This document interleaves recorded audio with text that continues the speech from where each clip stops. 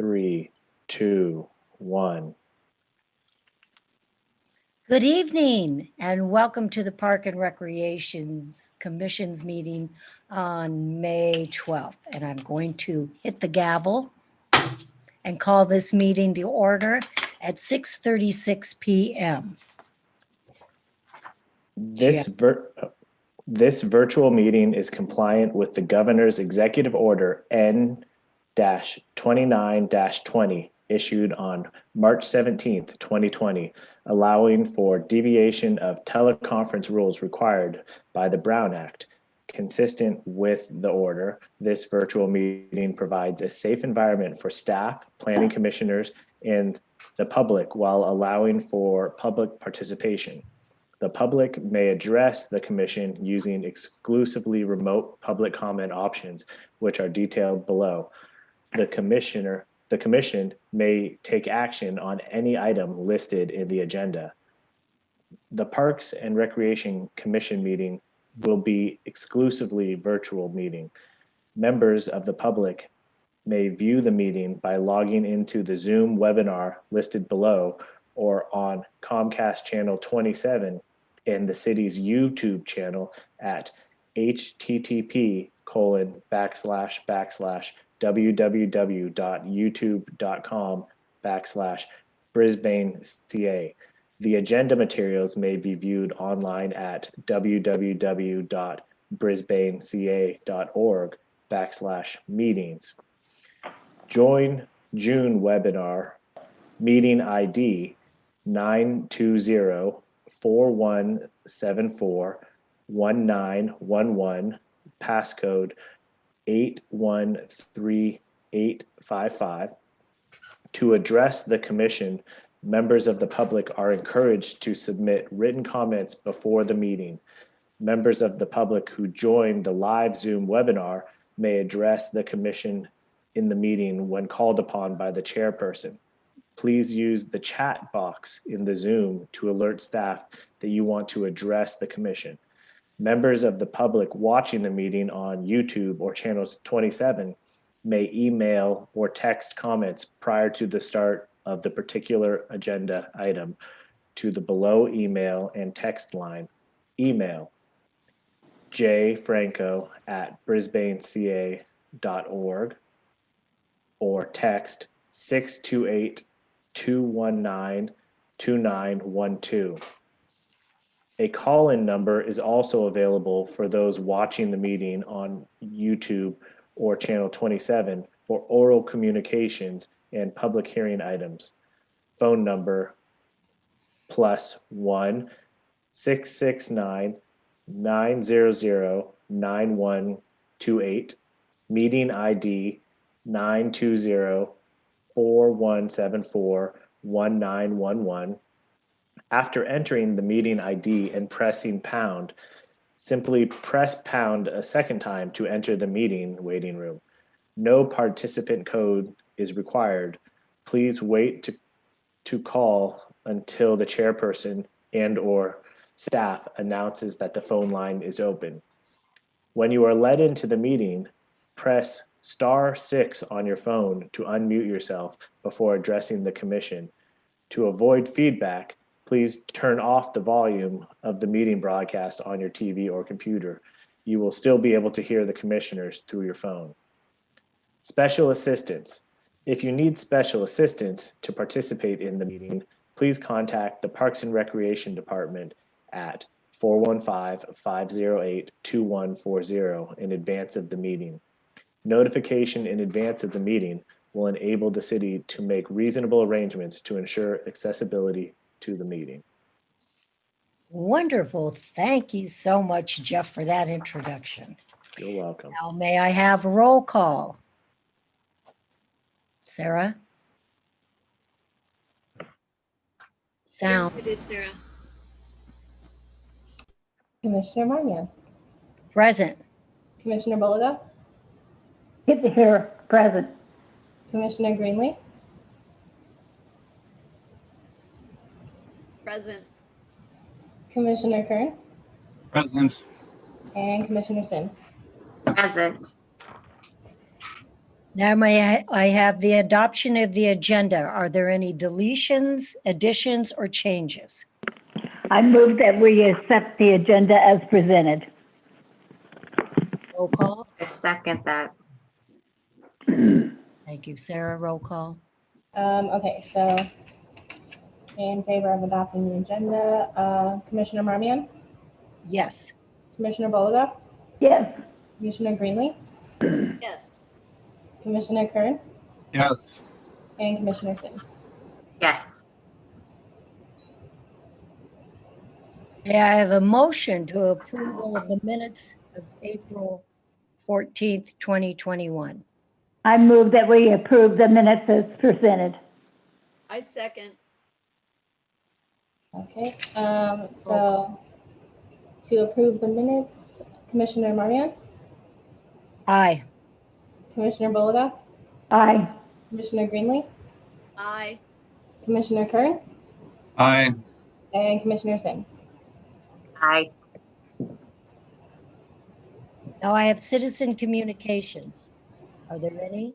At this time, there is no citizen communications. I don't have any either. Okay, we're going to move on to presentations. We have a recognition and acknowledgement of outgoing Commissioner Covino.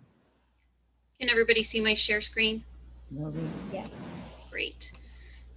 So we thought it fitting with Lyle's departure after a few terms as a Parks and Recreation Commissioner that we share an acknowledgement for his service this evening. So I'm going to go ahead and read this acknowledgement, even though he's not here with us tonight. So the City of Brisbane formally recognizes Lyle Covino for his service on the Parks and Recreation Commission over the course of his term.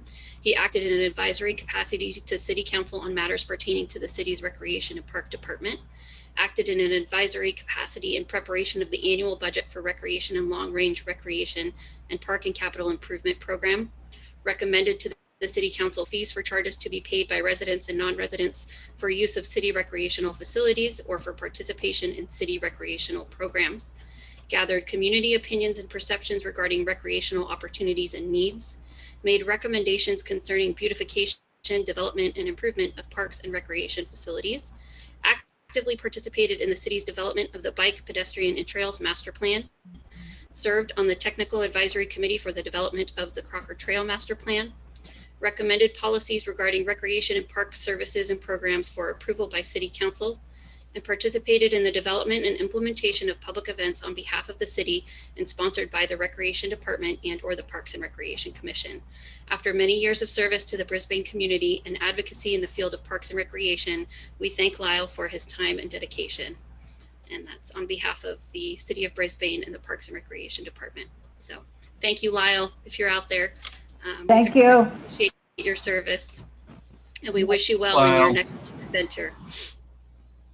Yes, I'm going to miss Lyle. He was very instrumental in a lot of wording topics that we needed reworded. So he was great. I'm sorry. The next meeting, we're going to go out on one of the field trips, which he really enjoyed and really brought a lot of input to that. So good luck, Lyle, in your new adventure. Yeah. Okay, on to old business, which we are going to have the Crocker Trail Final Mastery Plan presentation by our RRM Design Group. And Noreen is going to give the introductions here. Thank you, Renee. Just to give an overview, I thought I would share my screen with the staff report on this item, especially since we have a couple of relatively new commissioners. So a few years ago, representatives from the Parks and Recreation Commission, along with representatives from the Open Space and Ecology Committee, met to determine how proceeds from the sale of 280 South Hill property were going to be allocated. Our representative was former Commissioner Kevin Fryer. The direction from the City Council was that funds to be spent were to benefit both Parks and Recreation as well as open space. It was determined that a portion of the funds would be allocated towards the master planning of Crocker Trail, and City Council affirmed their support for this project as part of the CIP review in 2019. In 2020, the city issued a formal RFP to prospective bidders and awarded the contract to RRM Design Group. We have a couple of the representatives from that team here this evening to give the final presentation of the master plan. The city created a technical advisory committee that was comprised of representatives from the Parks and Recreation Commission, the Open Space and Ecology Committee, the Public Art Advisory Group, and the Complete Streets Safety Committee. Over the past year, the consultants have conducted site reconnaissance, collected background data, facilitated stakeholder interviews and discussions, hosted community workshops, distributed surveys, and solicited inputs from residents, businesses, and trail users. And they'll provide a little bit more information through their presentation on all of those things. The final plan considers the city's desired trail features and project objectives, which included connectivity, environmental preservation, art, recreation, and safety. To help evoke the vision and character of key areas along the trail, the consultant has prepared character perspective sketches, which they'll share tonight as well. They've also provided a summary of probable costs and a grant funding overlay. So the commission is being asked this evening to receive the final master plan and to make a formal recommendation to City Council for its approval. As far as the fiscal impact is concerned, as mentioned, the probable cost summary and grant funding overlay were provided within the master plan booklet.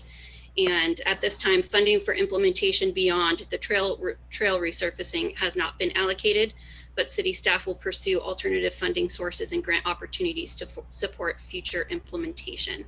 So with that, I will turn it over to the RRM team. We have Kayla Shabelsky here with us this evening, and she will deliver the majority of the presentation, but we also have Mike Sherrod and Christina Dumont. So thank you all for being here this evening, and I will hand it off to you, and we'll have an opportunity to ask questions if there are any.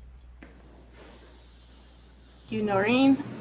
I'm Kayla Shabelsky with RRM Design Group, and I'm just going to take a quick moment here to get the presentation up and everything set before we get going.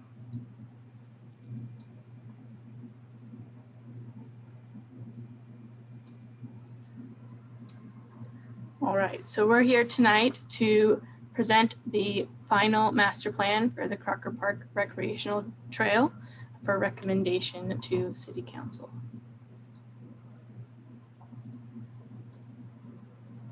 So looking back at the process that we've been through so far, we kicked off the project and had stakeholder meetings and then engaged the public at the beginning with the first workshop.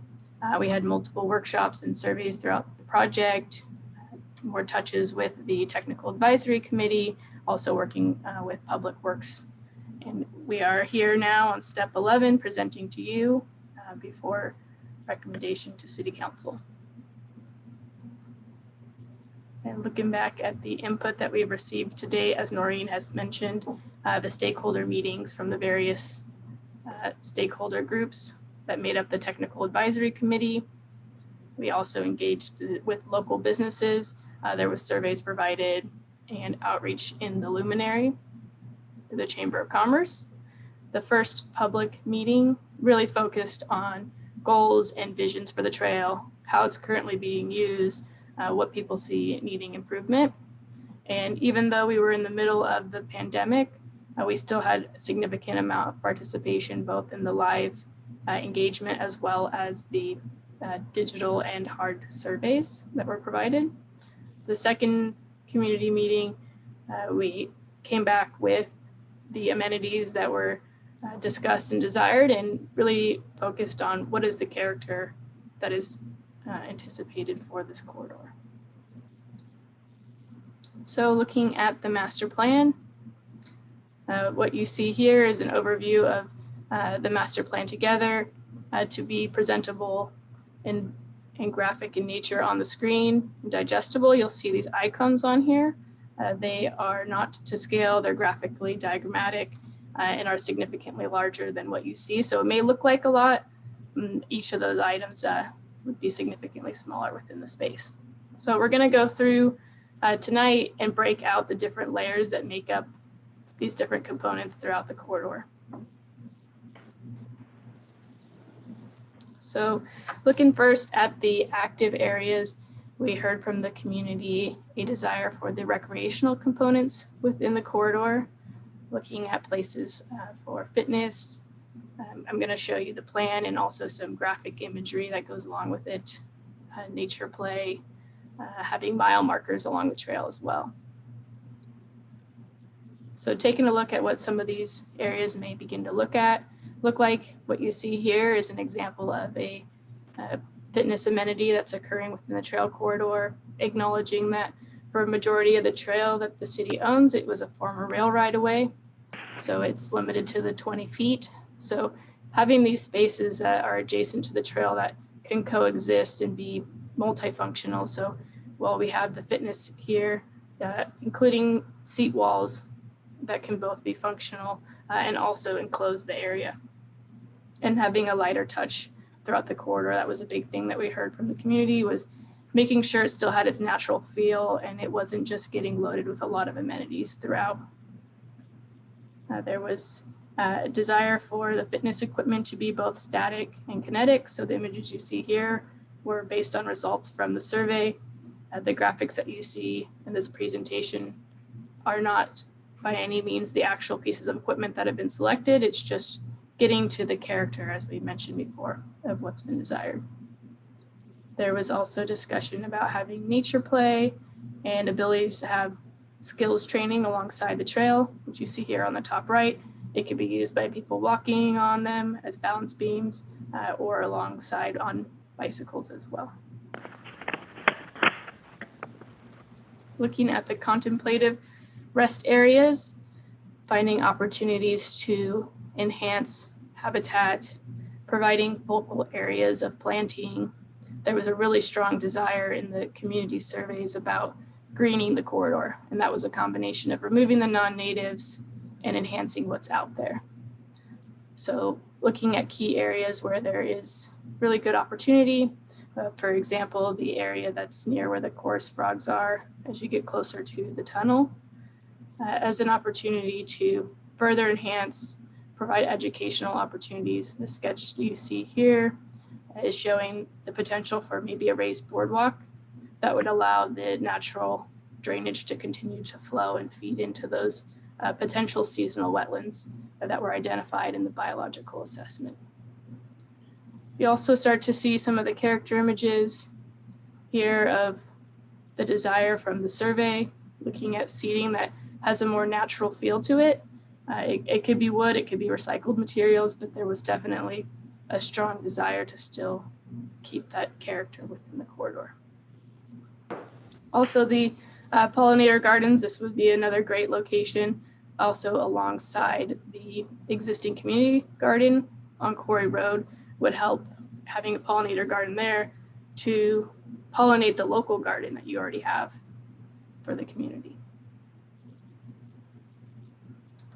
And looking at the trail from a section, this is an example within one of the more constrained areas where the city owns 20 feet. If you were to have a 12-foot trail within the corridor, having it meander and adjust aside to allow space for those amenities. It could be 6 feet, it could go up to 8.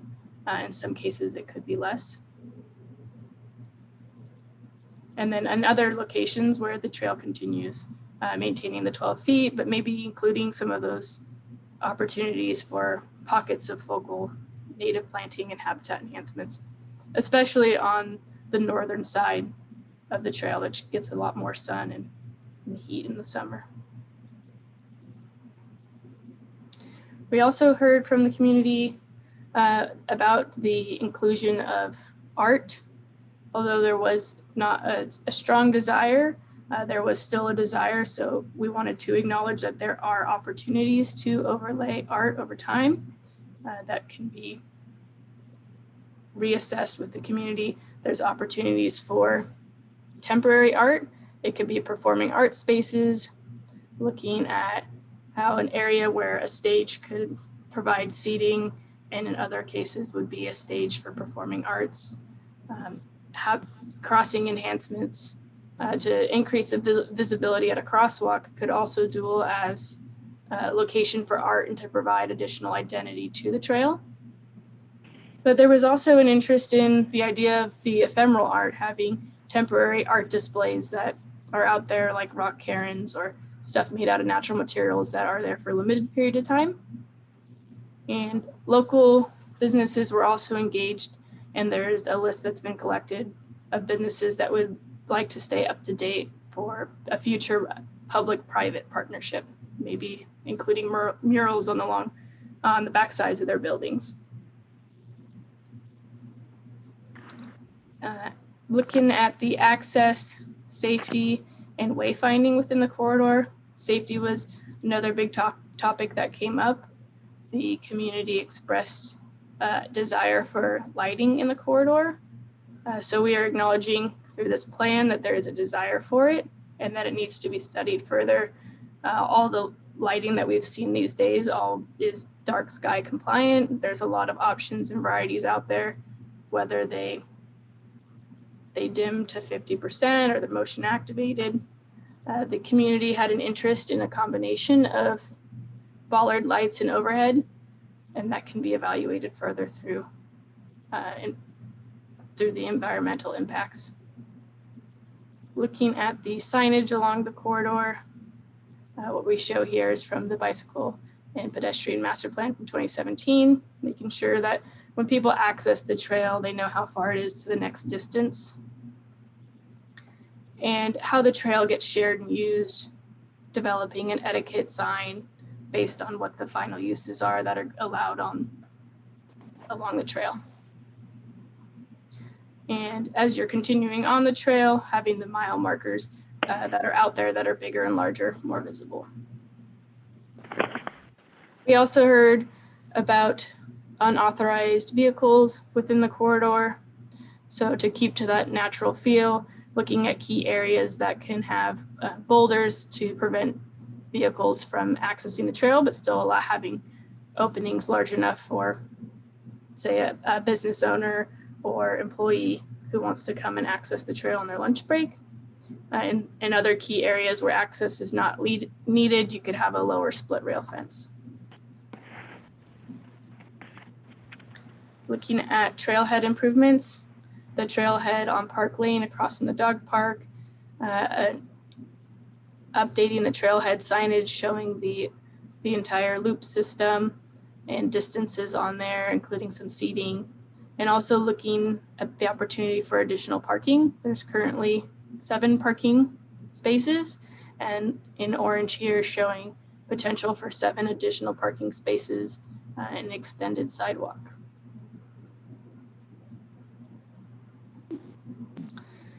And moving on to the roadway crossing safety enhancements, I want to note there was a traffic assessment done by the traffic engineer and working through these sketches for the crossing enhancements alongside the design team, the traffic engineer, and Public Works. The crossing that warranted the most improvements is at South Hill, where Crocker Park Trail and Quarry Road meet by the quarry. This location, proposing to remove the existing crosswalk, relocate to the south. This would allow users of the trail to continue along their normal pattern without backtracking and increase sight distances. This location warranted the inclusion of a hawk signal. That's an overhead signal that is activated by a push button and would alternate flashing and stop traffic. West Hill Drive, this would be with the inclusion of rapid flashing beacons, again, push button activated, and some vegetation trimming. This is the type of solution that is currently located at South Hill that we had just looked at. And at North Hill, there are 2 options to be further explored. One would be to relocate the west leg of the crosswalk to the eastern side to eliminate the left turn vehicle stacking in the crosswalk.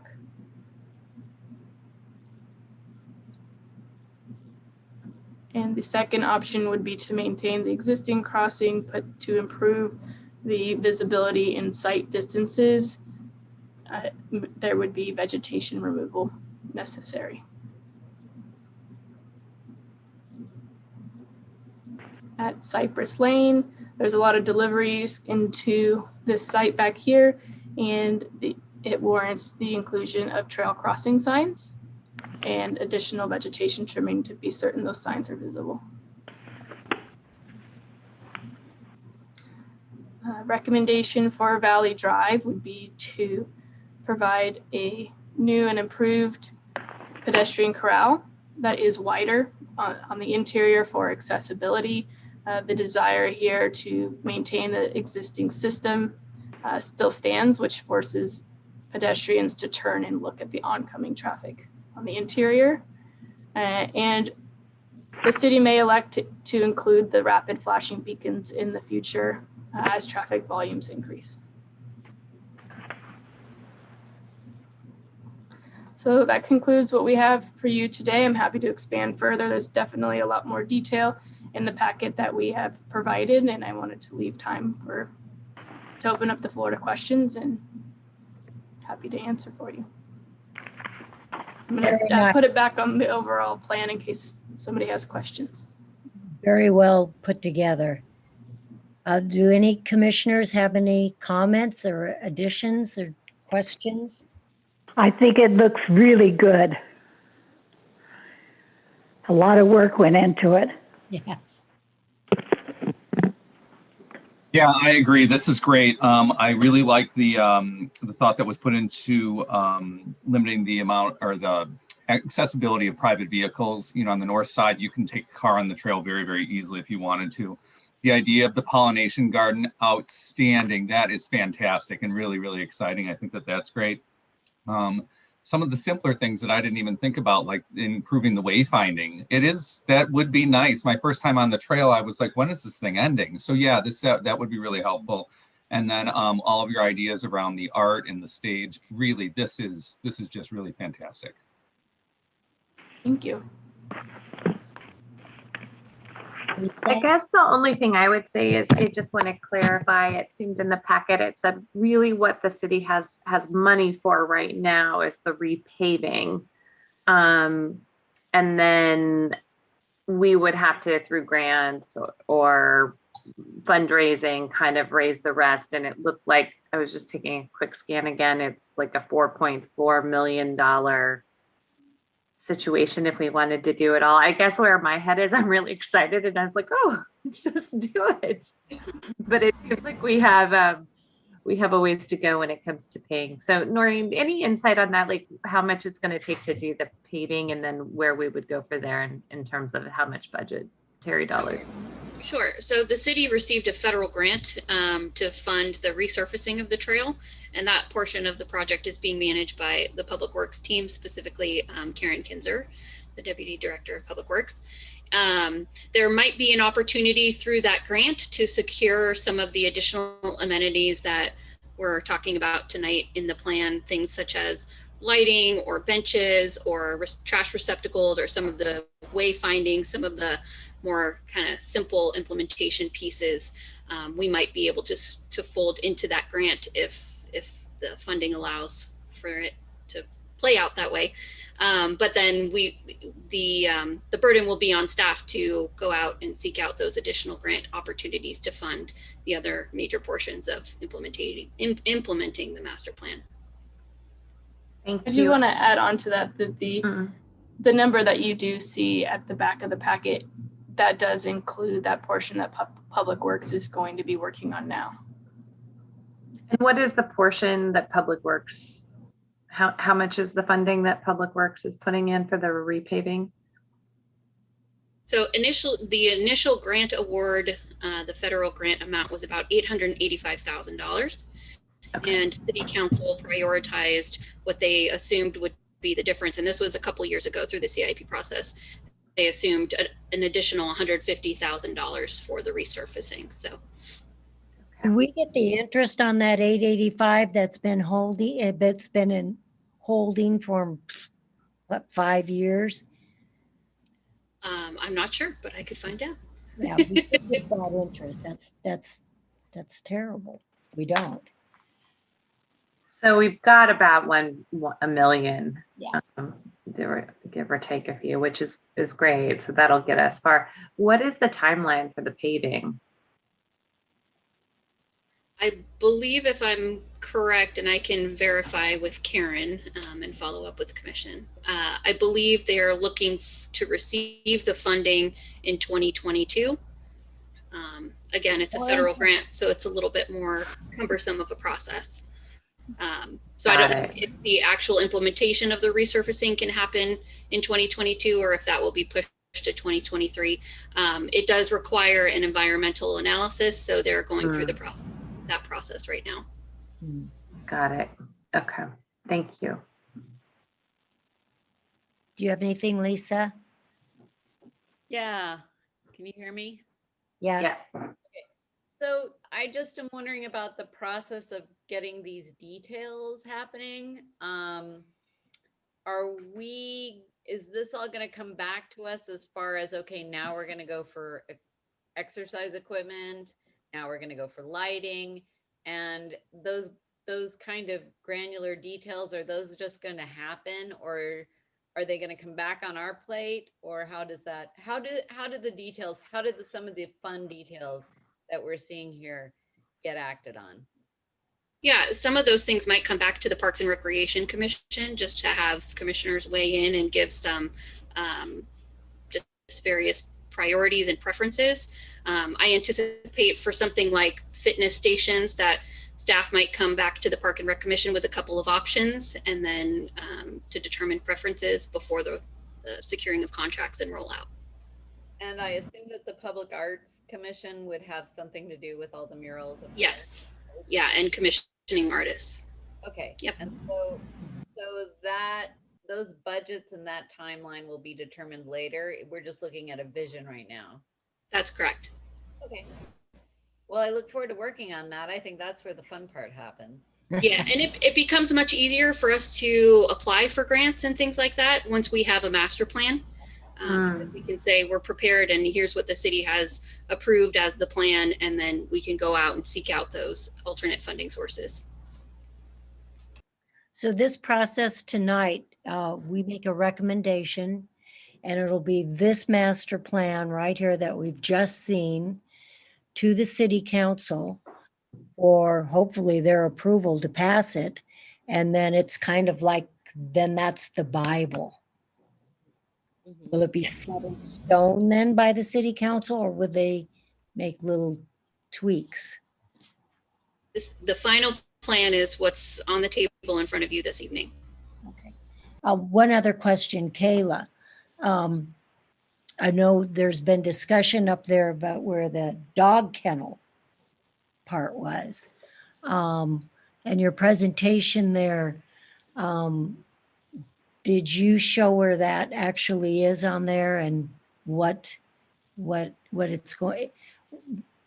going to look like? What was the vision we had there? Yeah, right now the master plan identifies that location and shows it as an opportunity area and discusses that there is a flexibility for different uses. The main desire from the community was along lines of a linear park or a meadow. There was some discussion about maybe a pump track, but after further education, we shared back with the public that to put an amenity like that in the back, it triggers additional features that need to be included for parking and restrooms. So right now it has flexibility within the plan for that to be reviewed further. Yeah, I just want to keep that open, that stuff could still be utilized in that area. And I do know we did say stuff about restrooms. When I was out at Lake Chabot, I was kind of taken back by on their trails, they have actually restrooms, like little outhouses, but when you open them up, they're functioning like a regular Kaibo porta potty. But they look very rustic and, made out of wood and everything. And I thought those would be great on that trail. So, yes, Lisa. Oh, I also, I know this is probably too granular for this design, but we do have a lot of water and even drainage ditches along that trail that I think could be beautified. Like I'm thinking down at the end where the dog kennels are, there's a drainage ditch that goes off there, and it's just a drainage ditch. It's just a cement drainage ditch. Maybe that could be made into more of a nature play area, just using that water. It's going to drain off anyways, but right now it could be integrated into that scene. So I don't know where that budget falls into, if that's part of just kind of beautification. Dealing with the water areas. I know there's some very sensitive habitat areas, and you've identified them on the plan. I see that, and that's great. Kind of enhancing those nature areas. But we could also do some water, just with that drainage ditch, do like a water element. Using that drainage water to just kind of make it pretty rather than just a ditch. Because right now it's just cement. So. But we aren't adding any more stuff to this, are we, Noreen? No. This is it. Yeah, at this point, this has kind of been through several iterations and through the process of the various stakeholder groups. So it's fairly finalized at this time. But again, there is room within the plan to expand upon some of those key features that Kayla mentioned, and habitat restoration can be incorporated in some of those areas as well. That'd be like a side note. Yeah, I figured all these details are going to be worked out when they get down to spending the money and actually implementing these ideas. So I'm just looking at it and thinking there's lots of potential, but I guess there's lots of follow-up beyond this. So that's correct. Okay, well, if everybody's in an agreement, can I have a motion to approve this Crocker Trail Final Master Plan? I move that we approve the master plan for the Crocker Trail. Recommendation? Second. Sarah, roll call. Yep, you're muted. Just for a second, but was that Julie? Yes. Yes. Okay, so all in favor of approving this final Crocker Park Trail Master Plan, Commissioner Marmion. After all these years of working on this, absolutely yes. Commissioner Boliga, Yes. Commissioner Greenlee, yes. Commissioner Kern, Yes. and Commissioner Sims. Yes. Thank you, Kayla and Mike. And who am I missing? Christina. Christina. Thank you for all your hard work. It really was nice, but make sure you put all those little side notes in there too.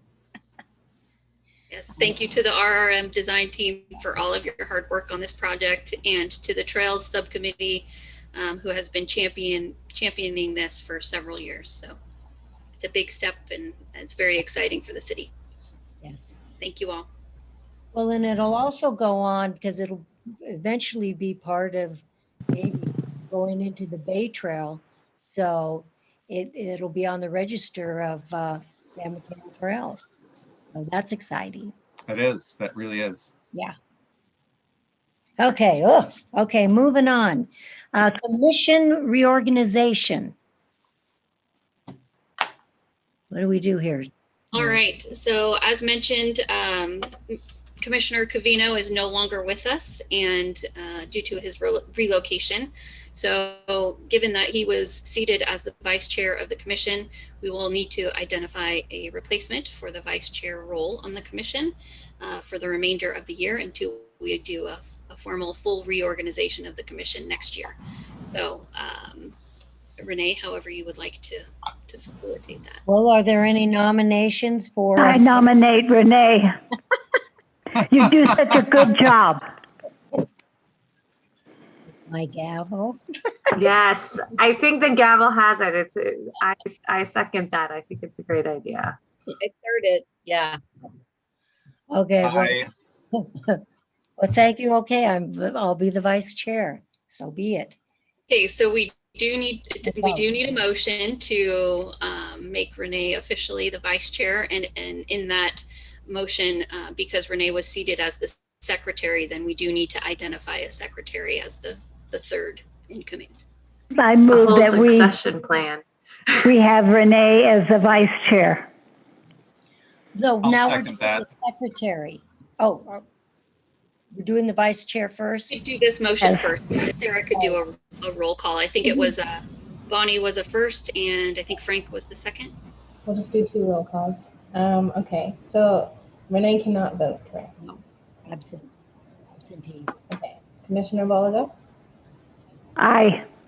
Commissioner Greenlee, Aye. Commissioner Kern. Commissioner Kern, this is for Renee being vice chair. Sorry, aye. And Commissioner Sims. Aye. Now I need a motion, or not a motion, nomination for secretary. I nominate Lisa. Can I ask what the secretary does? I don't even know.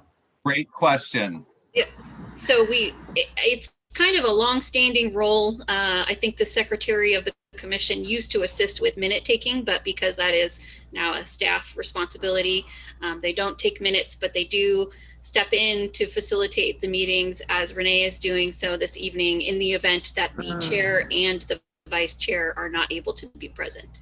And that is essentially the extent. Lisa, do you want to take that on? Sure, I'll take it on. Okay.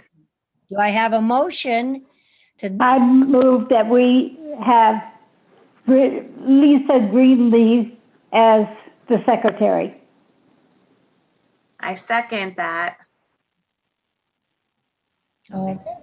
Commissioner Marmion, aye. Commissioner Boliga, Aye. Commissioner Kern, Aye. and Commissioner Sims. Aye. All right, welcome aboard. Thanks, Secretary. Lisa. Yes, thank you. Well, thank you, guys.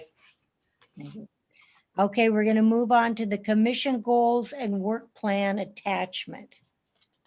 All right, so I'm going to do a quick share screen here. Hopefully you all have had an opportunity to glance through the attachment prior, but this item is an extension from our April meeting. So staff captured the input collected from commissioners and consolidated strategies into 2 overarching goals, which are innovative and adaptive programming and facility improvements. Strategies and some corresponding activities have been outlined in the draft that you see here. At this time, we would like for the commission to review the draft work plan, propose any edits, deletions, or additions, and to adopt the work plan for the 2021 year. Keep in mind that this is a living document, and so the commission can feel free to change it throughout the year, and we will update it as staff as projects come to fruition and as changes are necessary. And we can always bring it back to a future meeting if you want to discuss in further detail, but essentially it's to serve as a roadmap for future conversations and for planning purposes.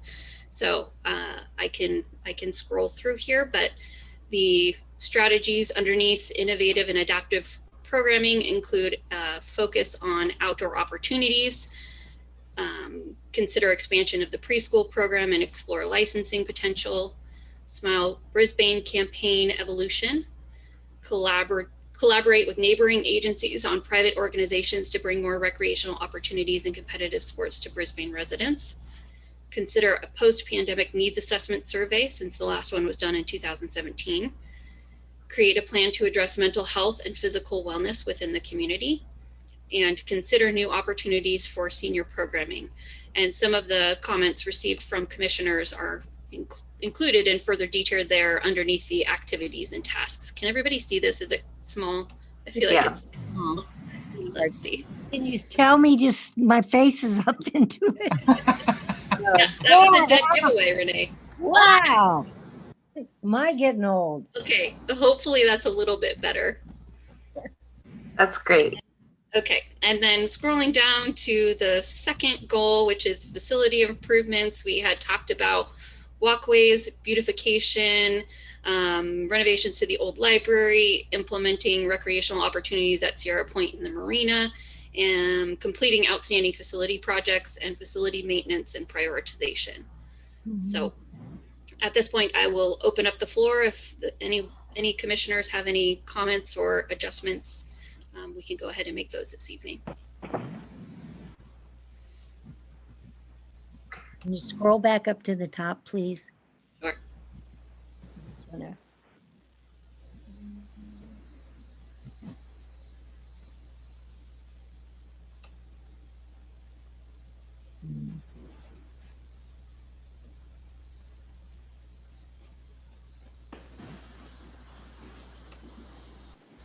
I think you put my stuff in there already.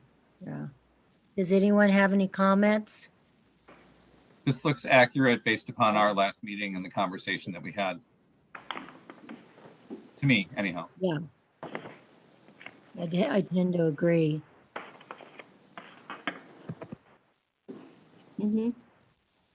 Julie, Lisa, do you have anything you want to add or? No, this looks pretty complete from what we talked about. Could you stop moving for just a second?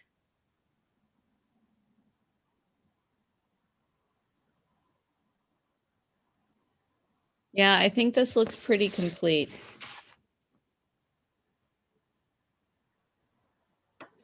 Yeah, I agree. I guess my curiosity is more around how this works, because this list does seem expansive to me. And when it comes to prioritizing the priorities, that may be something we need to think about. Yeah, typically the commission uses the work plan as a bit of a roadmap, and then they drill down further at the subcommittee level, some of these conversations in further detail. So for example, there was a desire to talk a little bit further about mental and physical wellness, and to make that a focus over this year. And so that could be a conversation that gets brought to the events subcommittee or to the recreation program subcommittee in determining how to incorporate that goal into some of the decisions that we make about programming and events over the next year. Got it. That's helpful. Yeah, so this is just a broad outline. Yes. That's what I figured. Yeah. We're going broad this evening. This is theme. Okay, do we need a motion to approve this, or you do? Okay. Yes. If there's no other input to put in, I'll take a motion to approve the goals and work plan. I move that we approve the commission goals and work plan. You have a second? I'll second.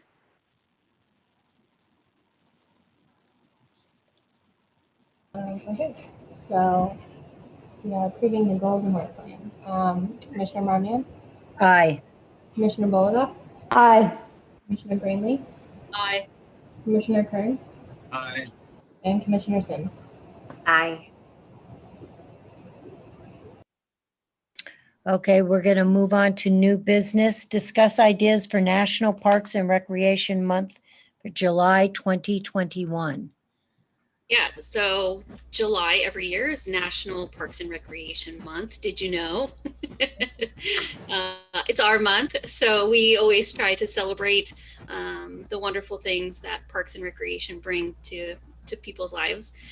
Typically, there's a national campaign, and I'll do a quick share screen. So the national campaign is usually themed. This year's theme is to tell your Parks and Recreation story. And I think they're trying to kind of get those feel-good stories out there about what people have done in the way of Parks and Recreation during the pandemic, and how Parks and Recreation has kind of been a hero through this in saving people's kind of sanity and mental health and wellness. And so they're looking to encourage agencies to tell that story within their individual communities. We can choose to kind of use that to drive our own theme and mission for the month, or we can choose to pivot and come up with our own plan. I thought it might be helpful to share what we've done in years past. So in 2020, we were not able to do a whole lot, and we tried to focus mostly on our Smile Brisbane campaign. This is a graphic from 2019, and I'm now realizing it might be hard to zoom through the screen share as an image. I don't know. Nope. That didn't work. Oh, here we go. Okay, so what we did was we emphasized various programs and activities and parks and recreational resources within the Brisbane community that people could participate in and do something different every day that was relative to parks and recreation. So on Wednesdays, we had organized activities for city employees where they could come out and play a game of volleyball on the volleyball courts, which feels so foreign now after a year of not being able to have that in-person interaction. And then on Fridays, we had activities at the community park along with our summer concert series. So we had, games out there. We had staff facilitating scavenger hunt. So all throughout the month, we had different activities that we encouraged people to participate in. So that was from 2019. And then in 2018, we did a different theme for each week of July, where we highlighted all of our contractors and their programs one week. Another week, we highlighted our special events. Another week, we highlighted our key parks and recreational staff and acknowledged them and gave them some recognition. So those are some things that we've done in the past for Parks and Recreation Month. Typically, we always do a proclamation to City Council. So we will have that on the City Council agenda. They're only meeting once or twice, I think, over summer, but once in the month of July. So that proclamation will be included with the City Council meeting on July 15th. And we always try to do like a compilation video that highlights parks and recreation programs and participants over the past year. It'll be a little more challenging to do that this year since we've had the pandemic that we've been working through and our programs have been a little bit more scarce, but we always come up with something that usually ends up being a tearjerker for council, which that's how I know we've done a good job. But yeah, so it's just an opportunity to celebrate parks and recreation, to get people to kind of come out and participate in some new things. And I think this year people are really looking to do that, especially this summer. I think people are looking for those opportunities to get out and to have those resources available to them. So happy to hear if the commission has any specific ideas or thoughts about this year's approach to Parks and Recreation Month, or if we want to kind of choose our own theme and run with it. So I'll leave it up to you. The first thing that came into my mind was just a pool party. Like, dive in. Jeff, start planning. I also think that you're going to do a film, a compilation of things of Park and Rec. We usually do, yeah. Yeah, since everybody on Earth has an iPhone or a camera, and we could call out the community to do clips of what they've done in Park and Rec and what they'd like to say about Park and Rec, or what they'd like to say about the activities that they found to do this last year that maybe we didn't get to see, because Park and Rec was kind of locked down. But like, I've taken lots of hikes and I've gotten some amazing footage of some wildlife, and maybe you can just do a call out, send us your clips, send us your photos or your clips, or maybe, and just call out to the community to make it more of a community film. That really kind of brings it more into the community. I don't know. I just thought that would be fun to send stuff to you, make a call out to send stuff to the city, and do a call for whatever. Yeah. Good idea. I like the That's a idea great of having the community participate and maybe giving them some kind of incentive to do that they could win something, maybe one of those fancy Brisbane hats if we find them. Well, just even having the teams stand, like the Little League or something, stand and say, we're ready to have a summer now, or, and just whatever message they want to have in a short video. And you make that into a clip from the teams, from people hiking, from you know, all the activities that people are still doing in this town. I think it would be really nice for the community to see. And then if we could put it out, like, come look at our film of what everybody did, you know, that would just be fun. That's a great idea. Thank you.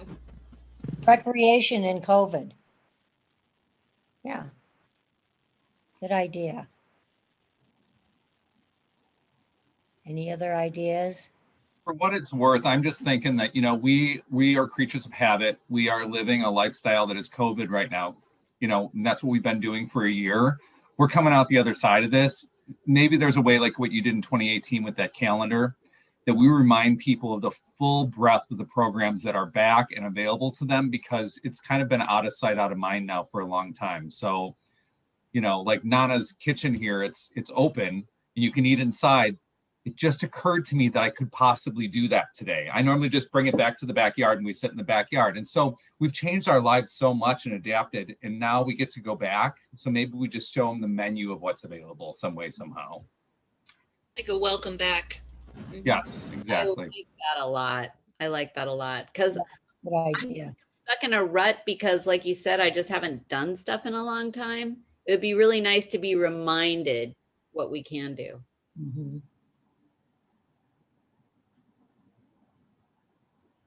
We could also have some kind of contest, like people sharing. I love the welcome back idea, like their favorite nature spots or wildlife photos or something, to just incentivize people to share their photos and their pictures. I don't know. I really like the idea of people sharing. And Lisa, when you said wildlife, it made me think that's a nice theme too, you know, Mm-hmm.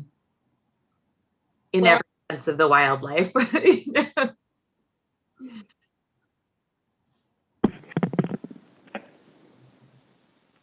I like two I just ideas. see having a call for entries, you know, and then everybody on social media saying, yeah, send the city your stuff. They're going to make a great little film. And then everybody look forward to it. You know, that would be fun. What about Call of the Wild as a theme? And that's what the call is, to entry, like enter and show yourself with wildlife and nature and how you're enjoying the outdoors, something like that. That's wonderful. Yeah. Yeah. I like it. Call of the Wild. That's great. I was really impressed with that calendar from 2019. That was a lot of activity. It was Yeah, I agree. one thing for every day. It's pretty amazing. It really is. I totally agree with that.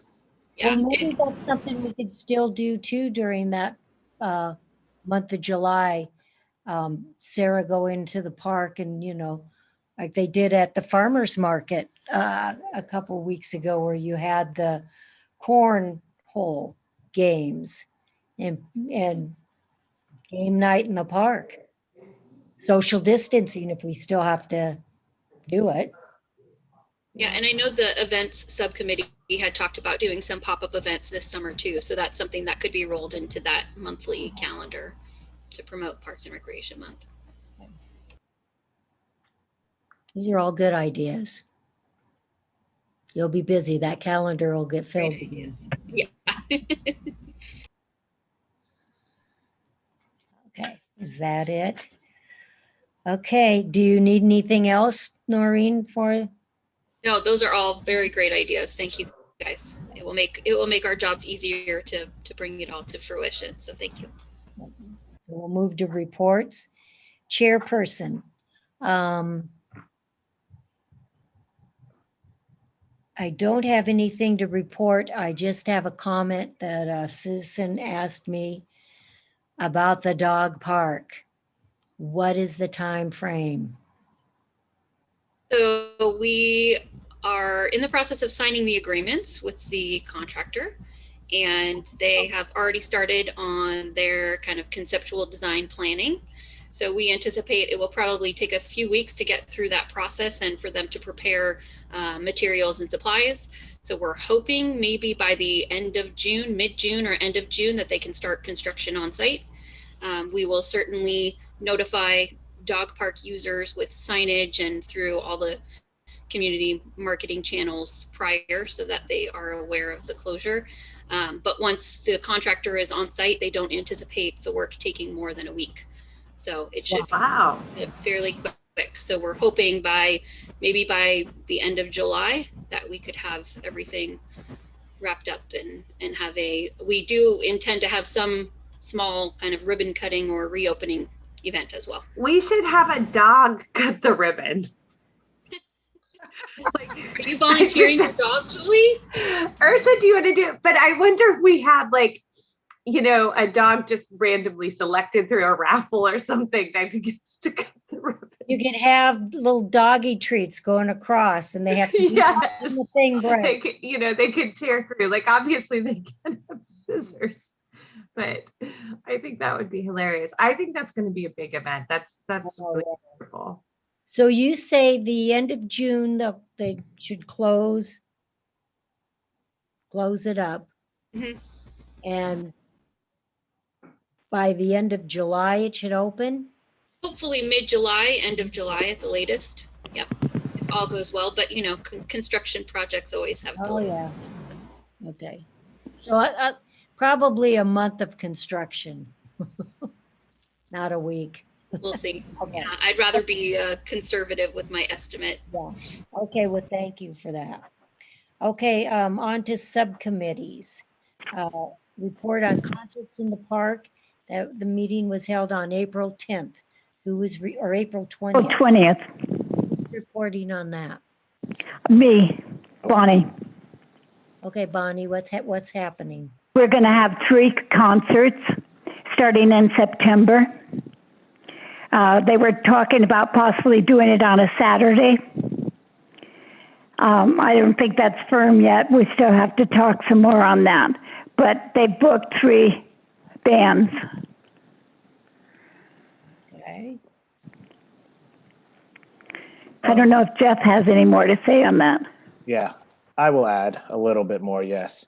So the bands we have 3 bands currently booked for Sundays, the second, third, and fourth Sunday of September.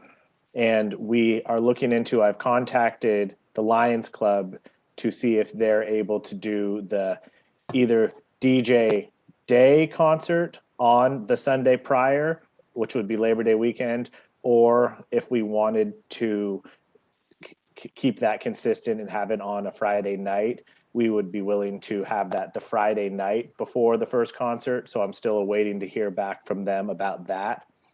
Once I have that firmed up, there are a couple other bands that we talked about adding on to extend the concert series, seeing that we should be able to be more open by then. And we would have those potentially the last 2 Sundays in August. So that's still a fluid situation that I want to have the DJ night on board and then kind of work backwards so we keep a consistent schedule and not skip any weeks. So that's still in motion right now. We did confirm that we will have concerts in the park, not concerts in the parking lot at the marina, because by then we should be able to make it work in the park. If we have to put circles on the grass, like what's done for one event at the park, or if we have to still have people wear masks or distance, we'll see what the protocols are in August and September and go from there. We did talk about having the sponsor banner, and I'm going to work on that, and maybe we put that up maybe a month prior to the concerts, just to let people know, like as a way of advertising, like the concert series is on its way. Stay tuned for and then we'll advertise more. But we do have sponsors from not only 2019, but a few from 2020. So we will have a banner with all of our sponsors on it. And from 2019, we also did purchase plastic wine glasses, like stemless wine glasses, to give away to donors that we may bring those back to either give away at the first concert or sell them.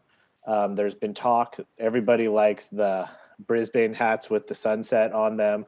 So there's talks to have more of those made and sell them at concerts. So we will definitely have food trucks, a couple, at least one, maybe two food trucks at all the concerts. When I hear back from the Lions, I assume they'll probably want to do maybe their hot dogs. So we'll be open to having them continue to do that as well. That's everything at this time that we talked about. I have confirmation from all the bands that we had scheduled, so they're locked in. And So Jeff, so the concerts now will move from Friday night till Sunday afternoon? correct. We wanted to move it to Sunday just in case we had to move it to the marina parking lot, and to have it during the day would be a better option if we had to do a last minute move. And we've already advertised it being on Sundays in the save the date, so we're gonna keep it on Sundays for this year. Okay, great. Can you tell us who the bands are? Yes. Hang on. Top secret. No. It's Pride and Joy. Yes. Hang on. Pride and Joy, the Purple Ones, which is a Prince cover band, and the House Rockers. That was the one I was trying to remember. So You should remember that we have them all the time. yeah, and all of the bands are very excited. Like, as I've been talking to the lead, they're excited to be able to bring back their concerts. Yeah. All over the place. Any other questions about concerts in the park? Okay, we'll move on to Day in the Park Derby. That meeting was held on April 21st. Who's going to report from that subcommittee? That's me again. Oh, okay. So we have it planned. We're not going to have the inflatables for the kids because of the virus and everything. We're not sure. So as it is now, we'll do the Derby. We'll have a band for Day in the Park. I'm trying to think what else they do. I think that's pretty much it. They'll have the tents for the people that sell things or businesses that need a space. So they'll have that again.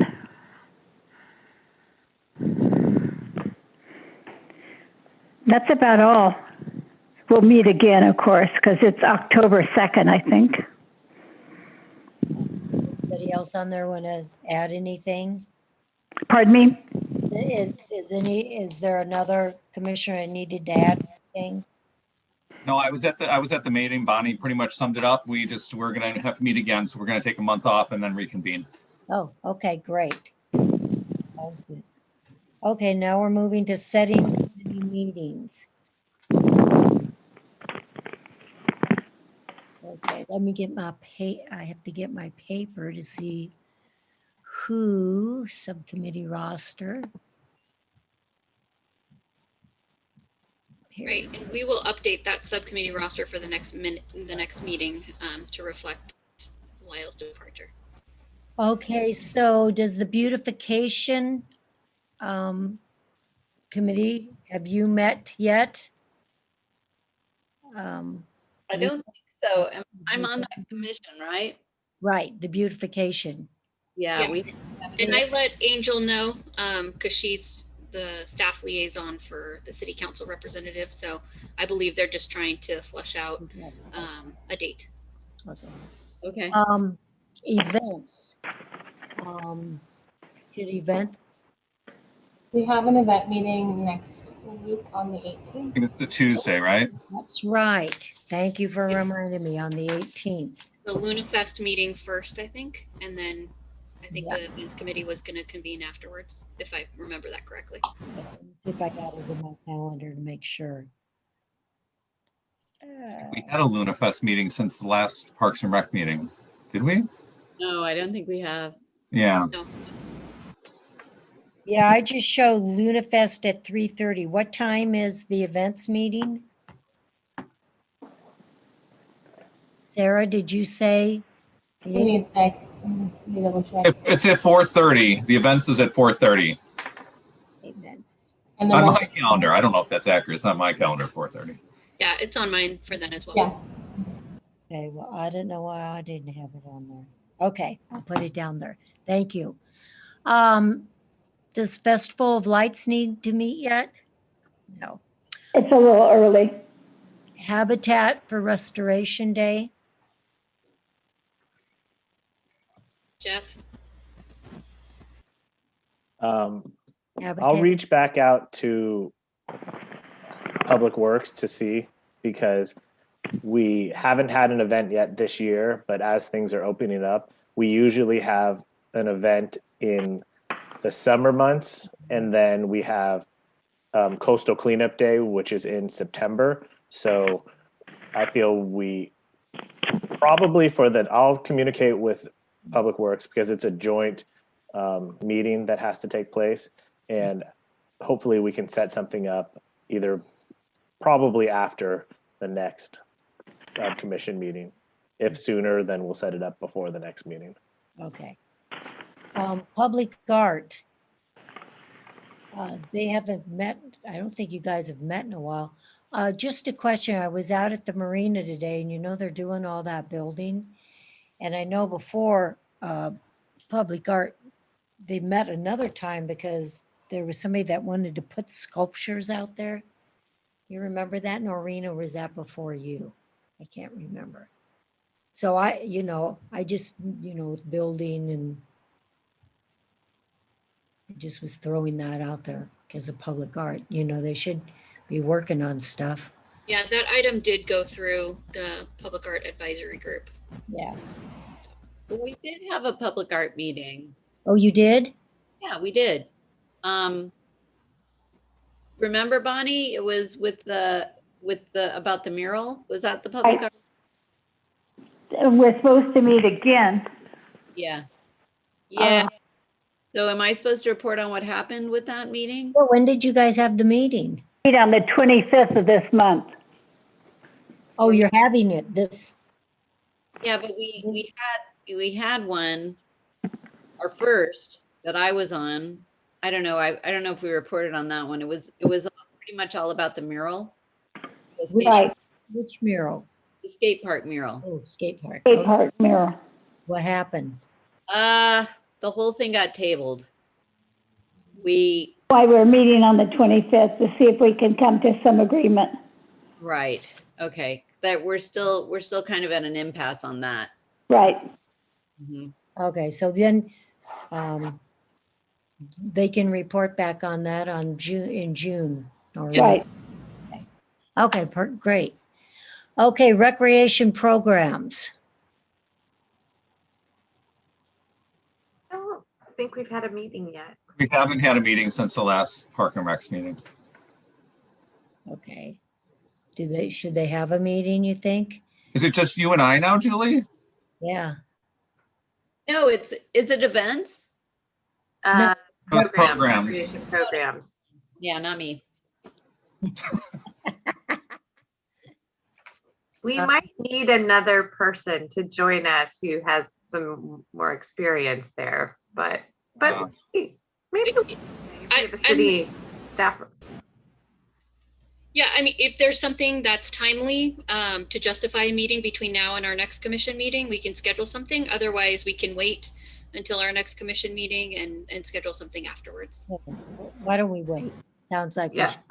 I think waiting's a good idea on this one. Okay, recreational facilities, which We have our field trip coming up. That's the only thing. that's gonna take care of that. When is the field trip? Our Um, next meeting? Yes, and that will include the full commission. Yeah, the next regular meeting, which is scheduled on June 9th, it'll be off-site.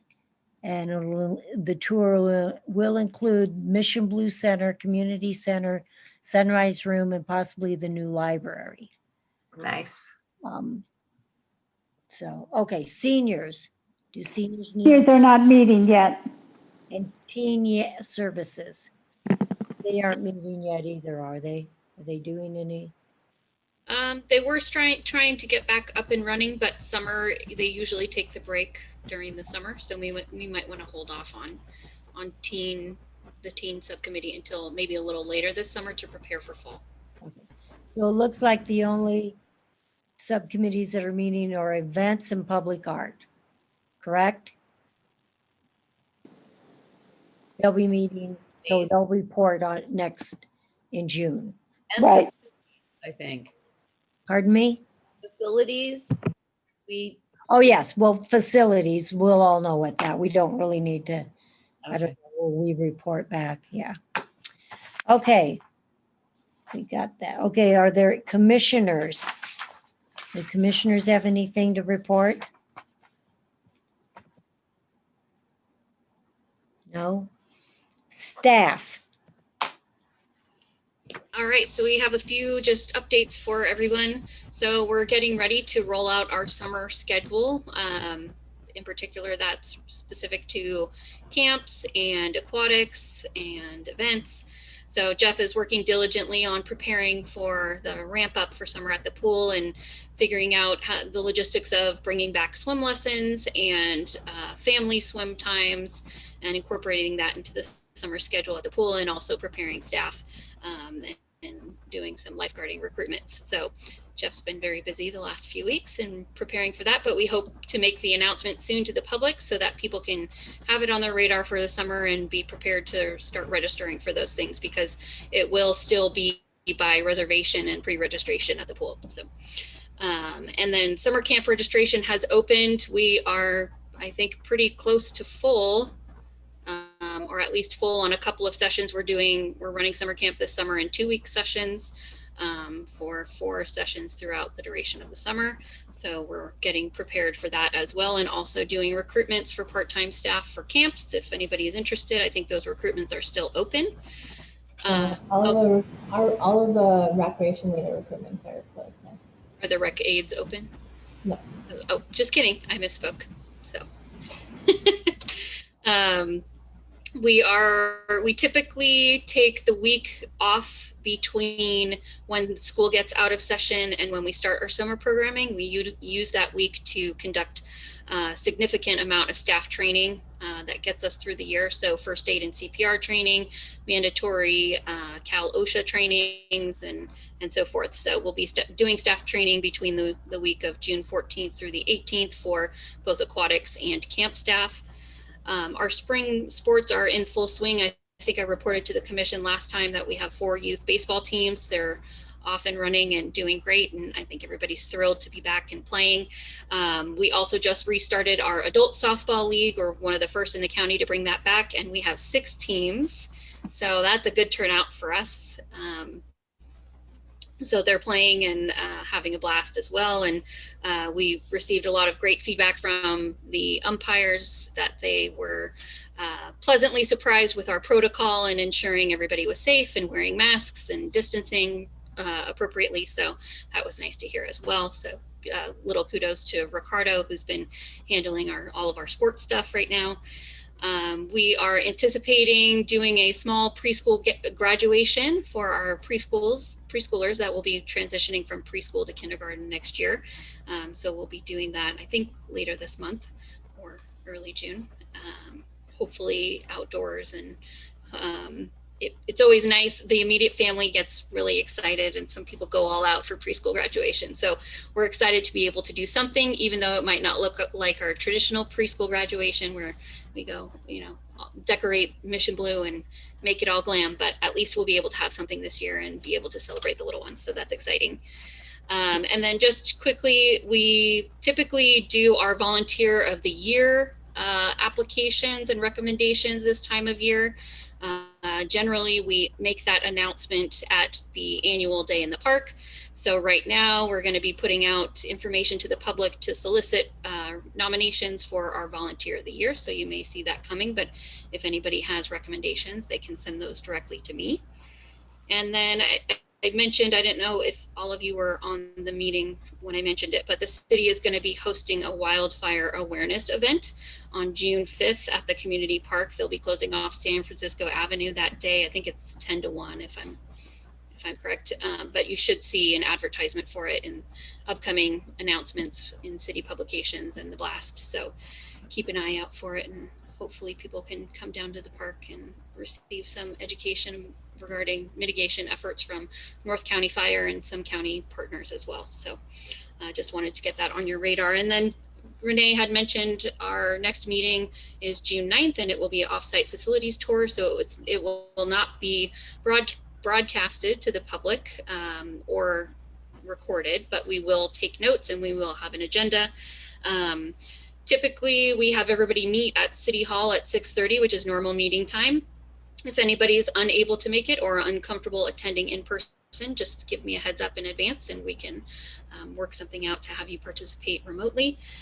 But we will encourage everybody to meet us in the City Hall parking lot at 6:30 that evening. And you can either opt to ride along with staff in the Park and Rec van, which is always an experience, or you can follow us and we can caravan through to the various locations, but we'll have a route, and that will be included in the agenda for the next meeting. If you have any questions about that process, feel free to send me an email or give me a call in advance.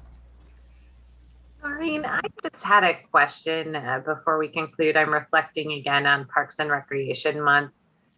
It seems like, now that I think about it, maybe this has been a particularly challenging year for Parks and Rec staff, just given COVID and everything that's happened. So I also wonder if the Parks and Rec Commission should do some special recognition for staff.